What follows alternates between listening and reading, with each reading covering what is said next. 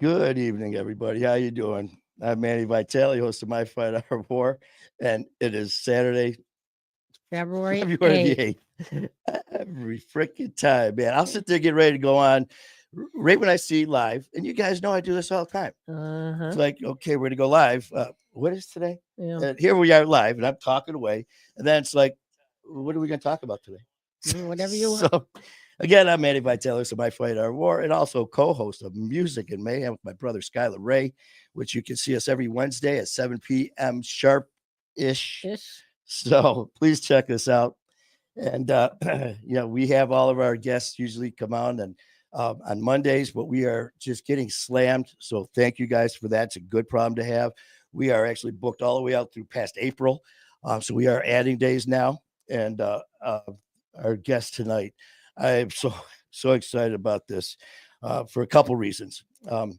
Guest is first of all involved in hockey. You guys know me in hockey, and there's had some issues as well regarding addiction and all that we're going to cover as well. But the journey along the way is just amazing, and that is because not only is he a hockey guy, a hockey player, but he's also the former head athletic trainer for the Detroit Red Wings. And those of you who know anything about the Wings, then the Stanley Cup winning Detroit Red Wings when this man was on a team. And don't forget, the players won, but you remember they're getting their butts kicked, and John had to keep them in shape to get them back on the ice. So yeah, they won, but they wouldn't be in the shape they were if it wasn't for this man. So let's bring him on, John Wharton. Hey, Manny, how are you? Hi, Hey, OG. Hi. Good evening, you darling. know, My new friend. I Okay. get so Family. excited talking hockey, and that's why when you agreed to come on, man, I was just like, of course with your story, but just hockey. So thank you, John. I appreciate it. Hey, my pleasure. Yeah. Yeah. So first of all, how's your knee? For people that haven't seen, John had his knee replaced. Yeah. How long ago? 9 weeks, but I've been skating for 2 weeks. So after 7 weeks, I was back on the ice. So I play in a men's league. I'd call it a beer league, but I don't partake in that anymore. But I play in that twice a week. So I'm probably going to skip the spring season just to be smart, but I'll be back at it in the fall. Oh yeah, us hockey players, it's just like we're not the normal breed, and it's like, well, 4 to 6 Nope. weeks. Well, that means 2 to 3. So we push. True But story. it's some good times, and we're just gonna just jump right into things as we do here on My Fight Our War, and of course we cover a lot, and your story is a pretty incredible story, and especially because a lot of the people who come on all different walks of life, but you are definitely a celebrity. I mean, you along with the Detroit Red Wings, the organization, you're in the limelight, and good, bad, or ugly. And for you to come out and share that, It was all three at times. exactly. It was all of those. Yeah, for sure. You So want to when talk about the good, the bad, or the ugly? Where you want to start? yes, let's first just got into you getting into hockey. How did how old were you and you started playing? I see you got the Flint jerseys going in the back. How old were you when Yeah, you started? that's my Flint Northern my high school reunion that we play every April. But I grew up skating in Ballinger Park in Flint, Michigan. I used to walk uphill both ways. You know how that goes. Oh But yeah. I never missed a day skating. It was a way to get out of the house. It was also a way to stay out of trouble. Played in the GFHA, the Greater Flint Hockey Association, for people who are familiar with that. Green and yellow striped jacket that we had. And that was the pride of our childhood. If you could get that GFHA jacket. But in high school we weren't very good. I also played baseball and football at Flint Northern, but we were getting beat by Flint Powers 16-2, Davison 15-3. So And and then I still had school, and I worked at a pizzeria as a busboy. So I was like, yeah, I played half of my sophomore year, so that was the end of my high school hockey career. But luckily enough, the guys still invite me to play in the alumni tournament, which is the highlight of my year every year now at the end of April up in Flint. So, but Um, playing football and baseball, I love sports. Sports, like I said, it's a way to stay in shape. It's a way to stay out of trouble, which, growing up in Flint, that was easy to find. So, sports kept me on the straight and narrow for sure. So as far as your career as the former head athletic trainer, that's a pretty damn important position. When you were growing up, was that a vision, or how did that fall into place? I've always, Manny, I've always been intrigued by medicine and how the body works, how things work. And now I'm a licensed builder because I've always been intrigued also by, how systems come together to make, a house function the way it does properly. So, but back to medicine, I've always been intrigued by the science of it. And the human body is just an amazing machine. We'll never know, as long as mankind is around, we'll never know the full capability of the brain, of the body. So from a very early age, I was intrigued by medicine. And I went to Central Michigan, but I pretty much did that because my girlfriend, who would be my wife, she was a year older, so she graduated. I went to Central because she was at Central, and I didn't really know what I was going to do. So, back then you would go to your freshman orientation, and everybody would get up and speak about their career or about their major. And this woman got up and she talked about sports medicine. And in the early 80s, that really wasn't a thing. But when she started talking about it, and I'm like, man, sports medicine, I'm like, I'm in. I was a 2.7. I barely got out of Flint Northern. Because I didn't really apply myself. But when I got into sports medicine, I was a 3.95 GPA at Central because I loved it. That was who I was. That was what I wanted to do. I was so into it. It just came so easy for me. And your last semester in sports medicine, you do an internship. So it's 3.5 years, then you do a 6-month internship. So during the first half of that senior year, you start interviewing with all these potential clinics or hospitals or rehab centers that you might want to do your internship. So I did my research and I find out that the team physician for the Red Wings, the Tigers, and the Lions, Dr. David Collin, he worked at Henry Ford Hospital Center for Athletic Medicine in Detroit. So you're supposed to interview with 3. I only went to 1. You're supposed to interview with 3 places. I was like, I'm getting the gig at Henry Ford. So I only went there, and they're like, all right, rank your top 3. I ranked my top 3. They ranked their top 3. And, long story short, I did my internship at Henry Ford Hospital Center for Athletic Medicine. While I'm there, Dr. Collin asked me to start working with some of the Detroit Lions who were coming in for rehab while the team traveled. So I started meeting some Lions. Next thing I know, I'm doing a summer internship with Kent Falb, who's the longtime head trainer with the Detroit Lions. And he asked me to stay on for half of that year to help on. So I did. And I was like, man, I'm in pro sports, right? Yes. But I hated it. To be brutally honest with you, the Lions at that time, those players did not treat me very nicely. Carry my equipment, boy, and usually it was with a racial slur in front of it, and I was just like, it was long hours, ridiculous, being treated very badly.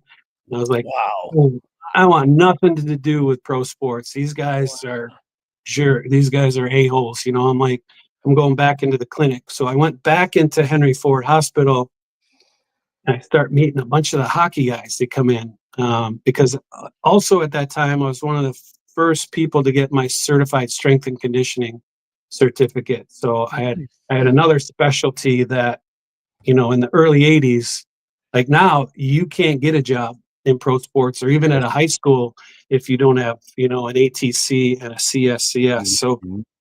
but at that time I was kind of a rare breed. So I had both of those. So I start meeting some of the hockey guys, Sean Bird, Gerard Gallant, Steve Eiserman.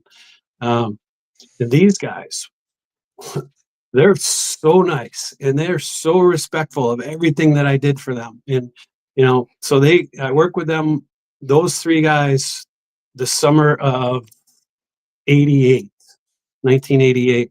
I worked with those three guys. And Sean Burr, who was, God bless his soul, rest Yes. in peace. I love him. One of the funniest, one of the best guys I ever met. What was his He, nickname? His nickname was we called him Bursey, but he had I thought he had a couple, but he had a I heard couple. nothing but great things about him. He was the funniest guy that ever walked the earth, as far as that guy had jokes for days. He was so funny. But he was also a chubby guy. He never really got in shape. But I worked with him that summer, and he went to training camp, and they're like, "Holy, what happened to you? Like, who is this guy?" And it's like, well, he started telling them that I was training him, and I was working. And luckily, Stevie also said good things about me. So they had me start coming down in 89, 90 and start working with the players who didn't travel. So, but also designing their strength and conditioning program, which I did for the whole team that year. Long story short, the trainer who I really like and admire, Kirk Vickers, for some reason it didn't work out with him and management, and they let him go the summer of 1990. And they called me up to the office, and they're like, and I don't know if they let him go just because they thought I would be a better fit, or I don't know if I still don't even know the full story about his dismissal, but they offered me the job, and I was newly married, about to start a family. So I said, I should probably talk to my wife about this. So Brian Murray, who was the GM and the coach at the time, he slides the phone. He's like, well, give her a call. So I call her up and I said, hey, Jeannie, I just took the Red Wings job. Like, and that's how that conversation went. So, My God. I probably should have, looking back, I probably should have had a real conversation with her about it, Oh, because she, it worked out well for both of us, obviously, but that job at the time was a single person's job, and I found that out the hard way. And with the sure. travel and the commitment and the hours, and it was insane. Now there's probably 9, 10, maybe 11 people who are doing what myself and a massage therapist did back in the day. So when you, like you said back in the day, I was thinking about that. People look at the players and their schedules, but for you, you're the staff. You got to be yeah, there. So what was your hours per week? Just a rough few. Everyone's used to a 40-hour work week. What was John Wharton's work week about? so in season or off season? Let's go both in season. In season would be, at the rink by 7:30. Players start showing up by 9:30. Treatments, if it's a game day, it's a morning skate, or if it's practice, they would come in. We'd have, maybe a noon skate, and then I was at the rink probably until 4:30 or 5 if it wasn't a game day. So those weren't crazy long days, but the game days were a different story because we'd have the morning skate. I'd get an hour or two, between, to go out, have some lunch, come back to the rink, because the players would start coming back around 4:30 for a 7. They played games at 7:30 back then. Now they're 7 o'clock. But then I wouldn't leave the rink till 12:31 in the morning. On the road, it's the same thing, but you're away from home. Man, So I was physically out of the city, out of Michigan, probably between 160 and 200 days a year, because during the summer Oh, wow. Man. I had the draft, I had the rookie camps, I had conditioning camps, I had European camps, and it never ended. I probably got maybe 2 weeks off during the summer, so it was all consuming. That's I wouldn't trade anything for it. I'd do it all over again. Because we won, we were a oh successful team. And that's yes. people ask me what I miss the most. I'm like, I miss the winning. Oh I yeah, miss, the I miss camaraderie. the One thing. camaraderie on a winning team. There's nothing like it. Oh, it's It's amazing. any drug you have. There's nothing that would be a better feeling than being with Definitely. that group of guys and that amount of success. Like there's nothing better. There There, never you're right. never And was. the thing is, John, because I never made it to obviously that level. I made it through high school, college. I got recruited by Ohio State and blew my knees to shit. And then I started playing juniors and beer leagues and all that. But people ask about what do you miss, and I've been sitting in that locker room before games, after games, the Yeah. practices out afterwards, and people are like, "What about the games?" Like, "Well, yeah," but that camaraderie, man. So Yeah. I got you there, brother. But so that's Yeah. that is such a demand that you have. Right. I never realized all that. So with all that going on, I mean, A lot of you're hours. away from home. You've got all that, so that's going to put stress on the family. So For right sure. there, like you said, Yeah, man. I missed a lot. I had young kids. My oldest son was born in '93. My daughter was born the night of the St. Louis Blues game 7 or game 6 when triple overtime Iserman goal. Scored over, yes. So I came off the bench in the gray coat with the usher. We called them gray coats back then. The gray coat hands me a note, and it's from my wife, and she said, "My water broke during the first overtime. I'll see you at Henry Ford." So I slapped some ice bags. I didn't even get to celebrate. I put some ice bags on the guys, but my daughter was born at 5 o'clock that morning. So yeah, and that was '96, and then my last year was 2002. So the from '93 to 2000. So my oldest is 9. Imagine all the stuff I missed, Yeah. Oh my while God. he's growing up. And then my daughter was 6. Imagine all the stuff I missed with her as well. So and then my youngest was born in 2001. So it's, and then I had divorced in 2003. So like almost right Yeah, after I was done with the team. So it was just, a lot going yeah. on. So There's just so much that happens. People outside that don't see anything, they see at face value. They see the game's over. Oh, okay. They go play hockey, the game's over, everyone goes home, 9 to 5 right. job. Well, as we just found out, that's not the That's not case. true.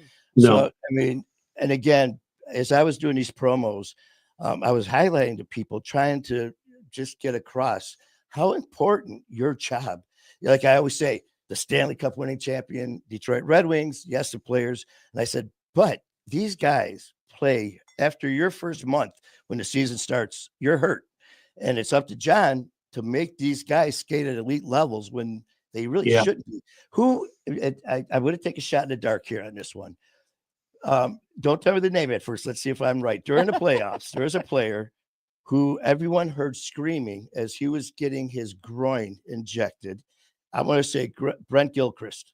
Yeah. Oh Yeah. my God. I remember That hearing was the really, yeah. stories that they said, I mean, just when I heard what was being done. But so it was that nasty, huh? I mean, that's even a stupid question, but I'll let you walk us through that. Well, Gilly wanted a Stanley Cup. He was as tough as they come. Hockey players, they're going to, everyone talks about the job that I did or the job that hockey players are going to play. If my job was to make them as comfortable as I possibly could.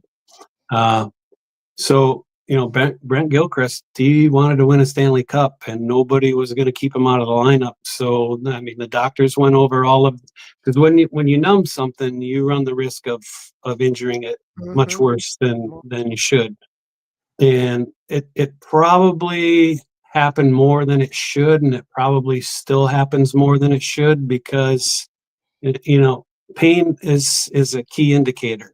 Something's wrong. You should Mhm. not turn that key indicator off as often as we do. So, and there's different ways to do that. We can talk about, drugs and alcohol and addiction. There's a different way to turn the pain off. But, in hockey and in sports, it's lidocaine or it's novocaine or it's, with a corticosteroid mixed in. There's ways to numb that area out so that you can complete the game. Well, Brent Gilchrist happened to have one right on the pubic bone. So right where his groin inserted into the pubis symphysis was where he was getting the needle. So uh, you know, show me Oh, somebody who's not going to scream, But oh my God. Pete I Van remember. Dant, who was the assistant trainer at the time, had one of his hands, and I had the other hand, and just he had a Mm, towel in his mouth. But still, that's you know that's that's not an easy thing to go through. But No, he gutted it out. But again, that's a hockey player. it's You're not going so to true. So true, you're not John. going to see a lot of other athletes and many other sports go through what these guys go through. It's insane. I mean, I can relate to the injuries. Obviously, not that level, but I remember as, high school, college juniors playing with these injuries, and obviously there's that one. And we'll hit on one more before we start jumping into your story as well, because I just want people to know how extremely important and valuable your position of getting these guys to that point. First of all, preseason to get them into the shape to make the team. Once they're on the Mhm. team, these guys, as we know, will give everything to stay on there and not get set down. And if it Yeah. wasn't for you, if it wasn't for you, bottom line, if some of these guys might not have played, we may not have won the Stanley Cup. mhm. Bottom line, that's just fact. I Yeah, mean, I appreciate that, and I do think that I was very good at what I did. oh, That's not braggadocious. It's just a that's matter of fact. fact because I worked hard at my craft. I studied it. I as soon as the internet came out, I was probably one of the biggest users of the internet. In the late '90s. So it's like I turned over every possible stone that I could to make sure that these guys were getting the best possible attention and care that they could. You need that. Mhm. You need a high level of medical competence. You need a high level of pain tolerance, which our players, almost to a man had. But then you also need you need some luck. You need to avoid certain falls or certain going into the boards a certain way because there's not a lot of give in them. So Yeah. we were very fortunate, especially the very first cup that we won, 96, 97. We went 16-4. So 20 games. We lost one man game due to injury. Joey Koster had back spasms in the series against Anaheim in game 3. So made game 4, I think. But he was one man game. One player missed one game in the entire series. I've That's never heard of that before. And I've never heard of it since. But that's not all me. That's not well, all those players. A lot of it's good fortune too. Let's be well, honest. you got to have good luck, but and the bottom line is, John, you do a lot of that was you, and anyone that knows you or anyone associated with knows exactly what you said. And it's not bragging, it's fact. You put passion and love and dedication into your job. And any of us that know sports and hockey the way I love it, you know that is fact. So thank you for help bring that cup to Detroit. And we definitely want to move things along a little bit, but it Sure. just the care. I just need people to realize just your knowledge and your passion. It definitely wasn't a paycheck. Everyone knows that. But one thing Right. I'll never forget is obviously the couple different things. But and for everybody watching, there is way, way, way too much for us to do in one show. So by popular Yeah. demand, we are going to do a 2-part show. At So we least are two going to be parts. coming back. But John, that I'll never forget. And I'm we're going to save a lot of stuff for the second one as well when there's more time, because I know a lot of people wanted to know about your issues with the Vladdy and all that as well. But before we Yeah. start diving Yeah. into the stuff with what your battles was, the passion that I saw in your face that game that everyone knows about when our boy Lemieux smashed Draper's face. Because Yeah. when that happened, you could look at it right now. First thing you see is John Wharton flying over the bench, towel in hand. And I remember when you looked down and he looked up, and all of a sudden you looked up, the look on your face. And I believe, I could be wrong, it's been a long time, but I thought you said you were basically holding his face together. I I wasn't. mean, So he hit the if this is the riser here, his cheekbone went this side of it, his cheekbone went in. So there was a dent. There was about a 4-inch dent in the side of his face. Woo. And Draper's, he says now that he didn't realize how serious it was until he saw the look in my eyes. But the yes. crazy thing was I was always trying to keep those guys calm. I've got a pretty quiet demeanor. I'm very laid back, so I think that works in my favor, and it worked in my favor with handling that type of injury. I didn't want him to have any more stress than he was already going through, but seeing the dent in his face, I knew that he had fractured his orbital, his cheekbone, and Mm. I knew that he was going to, he's going to have an adrenaline dump, and he was going to go into a form of shock if Mhm. I didn't, if we didn't get him off the ice soon. So I wanted to backboard him, and when I said that to Draper, I said, Chris, I hate to do this to you, but the injury's bad, and I got to backboard you. And he said, like hell, I'm not leaving the ice on a backboard. And he just got up. You'll Oh probably my see. God. So he just got up and started skating away, and then I'm like, oh shit, I gotta catch him. I can't. This guy passes out on the ice, and we got a lot more issues. Ay, ay, ay. So I just, I caught up to him, and I kept the towel on his face, and Keith Primo, I think, was on the other side, taking him off. And the second he laid on that he laid on the table, and he just passed right out. He was Mhm. he was just gone. Yeah.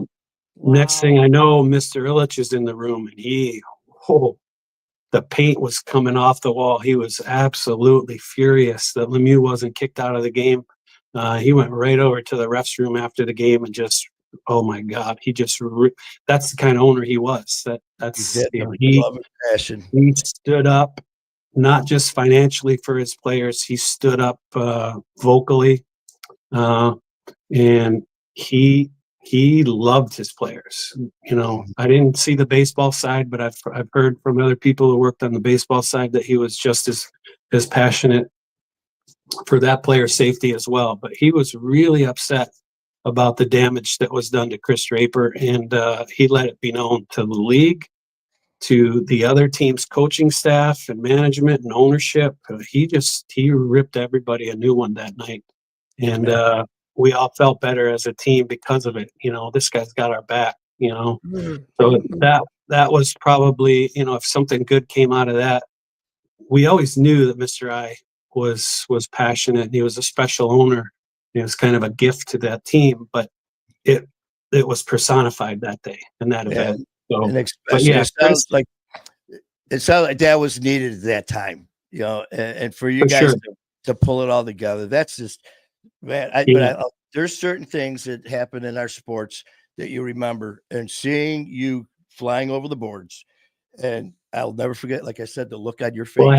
it happened right in front of me. It Yeah. happened probably like 3 feet away, and I heard the crunch. And unfortunately, Ouch. that's if you know what that sound is, it's not, the puck hitting the boards or a stick or a knee pad. It was, flesh and bones, and it makes a very different sound. But I knew exactly what it was, and I knew we had to act quickly. So, on March 26th, 1997 came around the following year, and that just happened. That just happened very organically. You know, you ask anybody who was involved on the ice at the time, and the fact that Igor Larionov was the one who instigated that with with Forsberg. of all people. It was of all people to start that. It just happened like it should have happened, very organically, very quick, but also very decisive in our favor. It was insane, John. Oh, I tell Yeah. you, man, everyone, just like back in the day, as Mickey says, you circle the next year. But Yeah. you know what, that was, the thing is the closeness, the camaraderie and all that, with you and everybody was really something. And the good, and then things happen. And as we know, with everything, when things change in our lives, and just like as it did with me and nearly killed me, and it became the use of alcohol and drugs. And I know that has affected you as well. When Mhm. did that just start becoming an issue with you? Drugs, alcohol. When was that? Become a So drugs, fortunately were not ever really a big problem in my life, but you know, I I was a drinker since, I would go to King's Armor as a local bar in Flint. I was 15 years old. Oh, And if you had the cash, they didn't care, just show us the money. I'd have to pay, a little bit more for a pitcher of beer when I was 15 or 16 in Flint. So, it was, and my dad had a problem with alcohol when I was a kid. So that, it's that I don't know if it's a gene. I don't know if there's just an affinity for it, but it definitely addiction runs hard and heavy in our family. So, and for a long time, I thought I had escaped it, like a lot of people do. But then life events happen. Uh, I lose my job with the Red Wings. Through some poor decisions in my marriage, I lose my marriage. So I get a divorce. I'm out with the team. Uh, and all these life events, negative life events, to be honest, happen. And, like I talked about, dealing with pain, and an injection, uh, as a way to numb out was to drink. Uh, so, and to be honest, after the divorce, I was very close to my kids. I had an apartment in downtown Birmingham. My kids were not even a mile away, but I could only see them every other week. So I said, to hell with it. I'm moving to New York City. I've always loved New York. I named my daughter Brooklyn, it's in 1990. And everyone's like, oh, you mean like Beckham's kid? I'm like, yeah, except my daughter's 3 years older than his boy. So Yeah, like uh, he um, named yours. yeah, I'm not the follower in this situation. Yeah. So, I was like, yeah. And I came back every 2 weeks until I couldn't, until the addiction didn't allow me to afford it. So while I was in New York, I invented a line of portable travel fitness products. I had investors and I was meeting with QVC and Home Shopping Network, and everything was good. And then boom, 2008, market crashes, the housing market and all that. And my investors lost the ability to invest. We were almost off tool in Shanghai, getting ready to make things. And that was the final straw. That was like, What's left? they say if you can make it here, you can make it anywhere. I'm in New York, and I'm like, I'm bottoming out. This isn't working for me. So things got really bad for me, and at one point, I started doing some cocaine because that allowed me to drink more. And Yeah. next thing I know, I'm on a 3-day drinking binge. Without sleeping. Long story short, I knew, and I was sleeping in Central Park or on top of if I could get into a building, I knew the elevator wheelhouse would be warm. So I'd be sleeping on a floor in the elevator wheelhouse, and then getting out of there as early as I could before, a maintenance guy or somebody found me. So, that's how bad it got for me. So I called one of my best friends at the time, who's now my girlfriend of many years. As I called Jill and I said, if you don't come and get me, I'm not going to make it. I had given up. I had, and there's a lot of, I'm telling you the black and white. There's a lot of gray that I'm leaving out, because my kids, and now I have, fortunately, God's blessed me with 5 grandkids, 6 on the way. Congratulations. So there's things that they don't need to hear or know. So, that I would rather just keep to myself. And I was like, you need to write a book. And I'm like, I'm not writing a book unless I'm not writing a fluff piece, unless if I write something, it's going to be all in. No sugarcoating. No sugarcoating, because that really doesn't help anybody.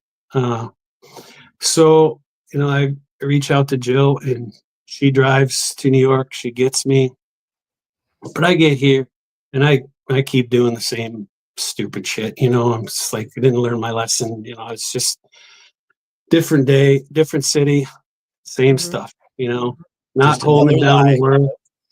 Just, not holding down work, not holding up my end of the deal with my kids. Just a wreck, to be honest with you. I was just a wreck.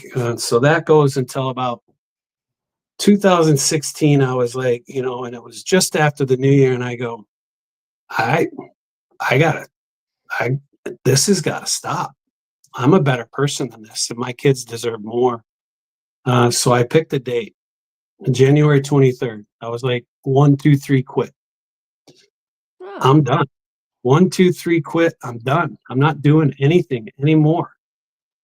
So I told Jill that, and and I didn't know this. So January 22nd, I got blitzed. This is my swan song. I'm like, I'm getting hammered. And I didn't know that she had a good friend of mine who is also a life coach, Chris Saris. She got a hold of Chris, and she comes in on January 23rd in the morning. She wakes me up and she said, get up, you got a visitor. And Chris was there. So it was just me, Jill, and my buddy Chris Saris. And, I get emotional but I get emotional talking about it, because they both cared enough to be there for me. So I was like, I'm going to do this. And I haven't touched anything since. God bless everybody who goes to meetings. And, I just felt like that wasn't going to work for me. I didn't, first of all, for some stupid reason, I just didn't want to go to meetings and, and be embarrassed, and have people see, John Wharton is, but in hindsight, that probably would have helped other people, and I probably should have done that. So I applaud everybody for any way that they can kick an addiction. But for me, it was just, when I make up my mind to do something, I'm going to do it. So I had just, put 1, 2, 3, quit in my mind. And I was like, that's it. I'm not doing it anymore. But Chris, so we prayed, we read a lot of scripture, and he invited me to his men's Bible study. And it was in downtown Rochester at a place called the Cupcake Factory. So we got a bunch of grown ass men sitting and I had to be there at 7 a.m, 5 days a week. And I was there 5 days a week, 7 a.m, reading scripture, pouring my guts out.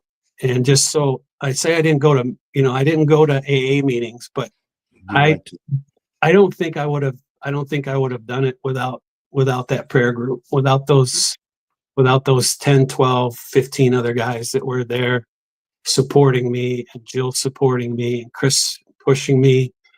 But about 4 months in, I was like, I got this. I was not thinking about drinking anymore. I wasn't thinking about, you know, fear of missing out, you Mhm. know, you know what, Manny? I I got tired of losing, for somebody who I'd spent my whole life trying to Winning. win. Like Mhm. winning was everything to me. It still is. Like Mhm. I want to, it doesn't, I want to win at everything I do. Right. So, and I just like, you're just a loser. Like you're just losing at Mhm. every chance, at every turn. You got to stop. And you're the only one who can stop the losing. I got tired of losing friends, losing relationships, losing jobs, but losing money. But you know what? You know what I lost the most, and what the meant the biggest loss to me was the time. Mhm. And So every time I would think, like I'm not getting that back. I can get the money back. I can get the jobs back. I can Mhm. get different relationships, but I'm not getting that time back. Mhm. So I was like, I'm done losing time. You know, the other stuff didn't really matter to me. It was the losing the time, and the time with my kids, and the time, with Jill, and the time with my friends who, what few I still had, because, you oh can yeah. burn through friends during an addiction. You can burn through a lot of those really quickly. So Mhm. I, I got tired of losing, and I got tired of losing the time mostly. So And you know what, John, too, is you lose them, but when you're at your deepest, darkest, when you look back, you see who the real friends and family are. The 100%. ones who, but and you're so right, man. I tell you what, about you that 1, 2, 3 quit, and that's it, January 23rd. My Yeah. sober date's January 27th. So right Oh, there. nice. And for you, a That's lot of good. stuff when you were telling me your story about that's it, I'm done. Mine, this is about you, but it's just some of the stuff you really caught me is I quit and I never had any meetings, but only because COVID shut the world down and I just got out of the hospital. All right. But I never had anything. And I had people telling me, you need to go to meetings, you need a sponsor, you need to call them, you need to, and they're doing all this. And I'm going like this. I go, you fuckers are making me want to drink. And I'm like, no. Yeah. So Yeah. I never went to anything. And I said, you know, I did just like you did. But like you just nailed it too. You did it your way. And I tell everyone who comes on here wants to talk to me about what's the best way to do it, the way that works for you. So 100%. Whatever um, works for you, I support. If somebody who's struggling asks me to go to a meeting with them, I go for them, same thing. because I will help anybody who wants to get sober. I'll help them any way I can. Oh But man. that has to come from them. As you know, Yes. you can't flip somebody else's switch. Mm, They've got to want to flip it themselves. They've got Mhm. to mhm. actually flip it themselves, and then they've got to do the work to keep that switch flipped every single day.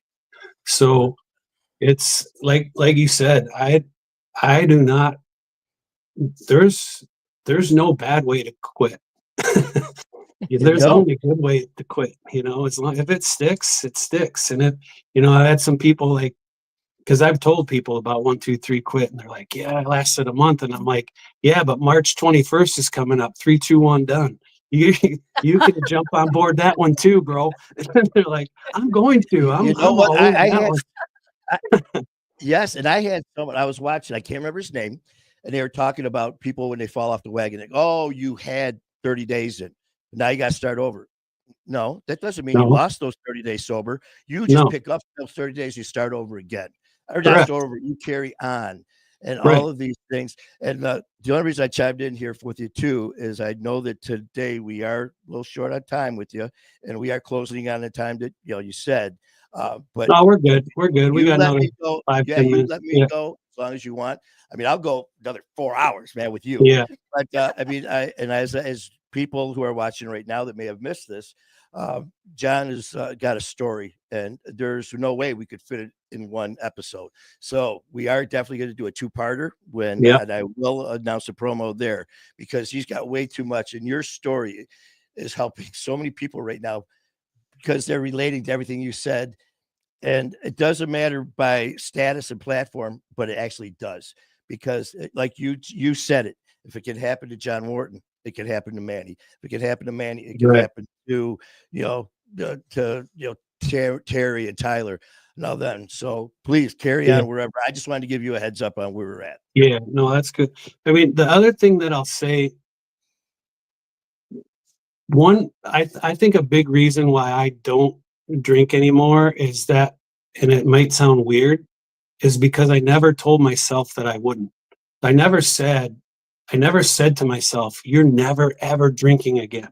You know why I didn't do that? Because I feel like putting that wall up in front of you makes people want to go over it. So, I've always said, if I want to have a beer in a celebratory moment, I will. But all those celebratory moments, my daughter's wedding, my son's wedding during COVID, uh, my grandchildren being born, hopefully a Lions Super Bowl. Like, oh, Yay. so many, hopefully, so many Yes. great celebratory moments have come when I'm like, yeah, this is when I said, maybe if I wanted, but I didn't want it, Yeah, and that's yeah. because I never told myself that you can't. Because when I think you tell yourself and you convince yourself you can't do something, you want to do it. And I've told my kids too when they were young, and maybe I don't know if this is a good analogy or not. Like I'd say, like your boundaries are so far away that you can't see them. So I want you to function and feel free to live and learn from your own mistakes. But let me Mhm. tell you something. That boundary, it's not a fence or a wall, it's a cliff. So if you screw up and doing that with my kids, it gives them the freedom, but they knew they couldn't really do this really stupid stuff, because it's a cliff you're not coming back from. So I think too that I have like me ever cracking open that other beer, that's another cliff for me. I don't know if I'll come back from that. So I never told myself that I can't have that beer if I want it, but I also know that that beer it's right at the edge of that cliff, you know. Mhm. So Mhm. I don't want to tempt falling into that cliff again. So Mhm. if that helps anybody, I don't know. I don't even know if I said that in a way that No, made sense, but it makes sense yeah, to me. that's all So that's important, as long as it makes sense for you. And I yeah, really like the way you said that too. By put that wall, it's almost like you're setting yourself up for failure. You know yeah, what? Why make things worse? And I yeah, always say that too. And I'll have people tell me, "Well, I'm going to do this. After I'm sober, I'm going to get in shape. I'm going to lose 50 pounds. I'm going to run 5 miles a day. I'm going to." I said, "Whoa, take that first step. Mm. Don't I set like right, yourself up for failure." Mhm. yeah. And so yeah, that makes The perfect sense. process too, and the process and the journey is so like you can't you've got to enjoy the forest for the trees. And I know some, we can throw out a lot of cliches, but Yes. it's true. Like you got to enjoy the journey. Like Mhm. I was deathly afraid of going to a Pine Knob for a concert. I was like, oh man, it's my first time out in public. Everyone's going to be hammered around me. I've never enjoyed being out in public more, going to sporting events, going to concerts now. One, because I remember it. Two, it's like Yeah. I'm not wasting, 12, $14 on a beer like that may or may not be cold. It's like there's so many benefits to not being in that life anymore that Mhm. I probably can't count them or list them just because, it's so different but it's so much better. Like that fear was real. And the fear was real for me, like going out in public and doing things and like being around, they say wet faces and wet places, but Mhm. not, no, not anymore because it's so different experiencing that now. And now I see a drunk idiot and Joe will go, that was you. Yeah, yeah. We'll Wow. go, It yeah, it thanks for the reminder. I'm like, yeah, I don't want to be that guy anymore. I don't want to be and you that dude anymore, oh, you know what, John, too, is, my situation. I tell you what, man, so we're almost completing each other's sentences because, mine was pretty serious. When I was in the hospital, they came in and told me my organs shut down and I was gonna be dead in 6 weeks. And they came in and thank God I'm still here. And people go, "Weren't you afraid?" And I said, I didn't cry or nothing. At that point, it was like, fine, whatever. But Yeah. then the only time I was afraid is when they came in, they said, Manny, I had room was packed. They're like, you should be dead. They said, your organs are now functioning at normal. They said, it doesn't make sense. But if you even look at alcohol, you're going to die. That's the only time I was afraid. It was like, well, that's all I know. I'm not going to go to sporting events. I can't go to the bar. I can't go to the casino. I can't go out of the house. And that's what I was afraid. And all of a sudden, it was like that switch, but it was off now. I go to the casino. I go to the bar. I go to sporting events. I buy rounds. And, people will agree or not agree. And that's fine. I'm not them. So I get exactly what you mean. And it's, you remember and you enjoy your daughter's wedding instead of being smashed at your daughter's wedding. The birth of your grandchildren. So the baptisms, the births, like all of it. Yeah. It's all it's so much better. And like we said, there's no right or wrong way. There's only a good way. There's only a good way. There's only a good way to quit your addiction. So however you find that good way, I support you 100%. And if there's anything I can do, let me know. Yeah. Did you show him your Oh yeah, I already saw. He already saw the trash. You saw the trash. Yeah. We were talking about that. AJ, in fact, I'm going to be we got to talk about that next segment. I was in Montana when I watched that, and that is the greatest. I thought I had some crazy hockey stories, and we can talk about them next time. But that might be one of the craziest hockey stories ever. And that documentary is so well done. I loved it. You, I was just there going, I mean, every story, like that one guy's like, where the fuck are, we're the fucking dump. And then he hands him the phone. There, hello. The kid's the GM, the 19-year-old or whatever, 18. 17. Like, I'm like, is this really happening? 17. Nuts. Yeah, all of it. I'm going to be seeing him in a few days. And so it's insane. So that's a great story. But next time we'll talk about some hockey stories. We can talk more about my recovery and what I'm doing now with I tell you what, I remember years ago you were doing a lot with the cameras and like especially the bathrooms. You were doing the time lapse and all that. I'd sit there and I was watching you, brother, and I'm like, damn, that fucker's good. I mean, you were kidding when you said you put your mind to something. I mean, your skill level at what you do now. I want to be the best at it. And, building homes, and renovating homes, I've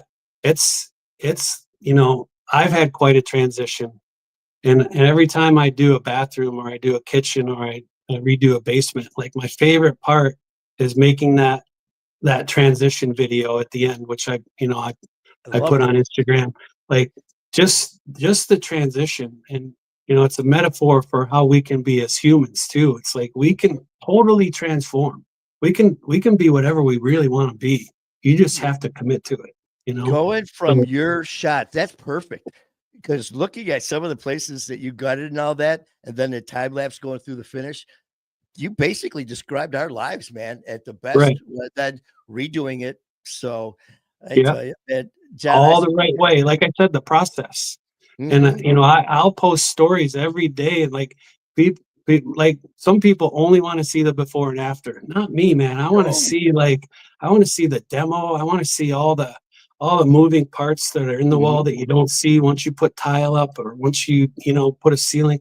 Like I want to see all that. There's so much involved in the process, and it relates back to us in such a real way. We're a process every day, every hour. Like all of our thoughts affect how we live and how we operate. That you can't ignore that process. So that's why I post a lot of that stuff on Instagram, because I enjoy the process. Excellent. Well, I tell you, John, like I said, I could talk to you all day, and we're gonna do this again. And for what we did today, I mean, it's people are calling it. We got we'll talk about this too. We'll talk about this next time too. It's a great book. Oh, that's right. The book. Yes, that's a great book. He did it again. He did another good one. So we'll talk about that next time also. Cool. Well, I tell you what, man, I can't thank you enough. I mean, I've been looking forward to this for so long. The grind line. Me too. You mean a lot to me grind on a line. couple personal Ooh. levels that we'll talk about. But I'm so glad. I don't like to get a whole big backstory. Some hosts want to hear the whole story before their guest comes on. I like to hear the wow factors they have it, because when I see the responses of people like, oh, I want to feel that same thing. I don't want to know everything. And as I'm talking, you go, oh, but I did not know about the New York. I did not know about the elevators. So when you saw that look on my face, that was a look that Yeah. Draper looked up and saw when he saw your face. So again, Yeah. thank you, John, for sharing. And Hey, you're hey, welcome. If it helps anybody out there, then it's all good. Oh, it does. It enjoy your does. dinner, enjoy that puppy and that wonderful, amazing Yeah. girlfriend who came and got you. That's right. God bless her, Good. man. She's in our Yep. thoughts too. And just we'll reach out and talk. And Find another time. if you got a second, what I'm going to do is I'm going to pop you off. I'm going to end this and I'll talk to you off screen. Okay, so hold on one second, John. Well, I tell you what, like I said, there's a lot, folks. So please, you definitely want to check in. John's got a lot more to share. His insight, his story says a lot about the man, not only the head athletic trainer, but the man, John Wharton. And when he said he likes to win, as you can see, it's because John Wharton is a winner. And it was my honor and privilege to have him on right now. And think about the words that he said. And we'll get through this together. And that's because you are all warriors, man. I appreciate, love you guys, and keep fighting a good fight.